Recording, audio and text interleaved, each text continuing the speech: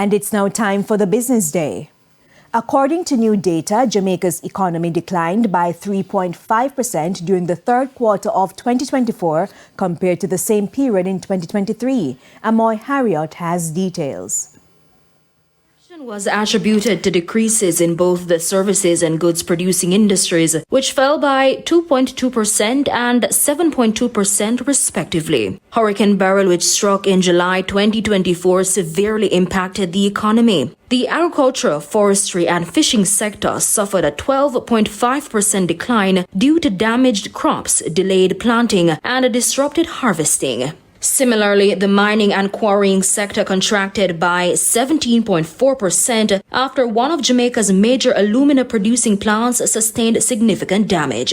The storm also caused extensive damage to the Jamaica Public Service Company's JPS infrastructure, delaying power restoration across several parishes. Now, this led to reduced electricity and water consumption, negatively affecting the electricity and water supply and other services sectors. All goods-producing industries recorded declines, including manufacturing, which was down by 4%, and construction, down by 3.3%. Over in the services industry, most sectors saw decreases, with hotels and restaurants dropping by 6.2%, wholesale and retail trade falling 3.0%, and other services contracting 6.5%. Now, notable exceptions included finance and insurance services, which grew by 0.8%, and transport, storage, and communication, which rose by 2.5%. On a quarter-over-quarter basis, the economy contracted by 1.8% compared to April to June 2024, with the goods-producing and services industries falling by 4.5% and 0.8% respectively. This downturn underscores the challenges posed by natural disasters and their ripple effects on key economic sectors. Amoy Harriot,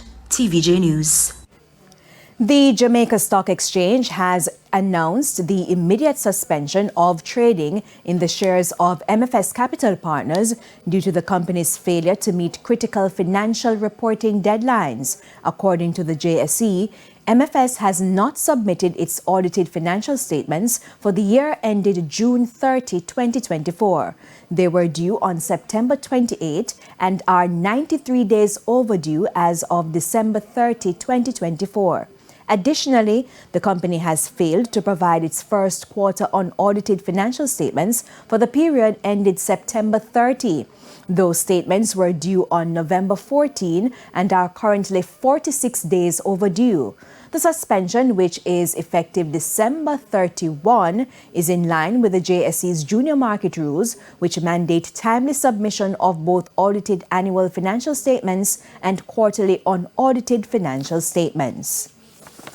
The JSE Index advanced by 2,595 points today, while the Junior Market Index declined by 33 points. 46 shares advanced, and they were led by A.S. Bryden and Sons Holdings US dollar shares, First Rock Real Estate Investment US dollar shares, Proven Group US dollar shares, Salada Foods, and Stationery and Office Supplies. The 52 losing shares were led by Epley Property Fund SCC, Carmen Cream, JPS 7% preference shares, JPS 9.5%, and Lasco Financial Services. 22 stocks traded firm. At the end of last trading session for the year, the Jamaican dollar lost ground to the U.S. currency. The foreign exchange market closed the year with the banks and cambios selling the U.S. dollar for an average $156.42. $109.40 is the going rate for the Canadian dollar, and the pound is going for $194.15. The euro is selling for $163.17. And that's it for the Business Day. International stories are next. The Business Day, brought to you by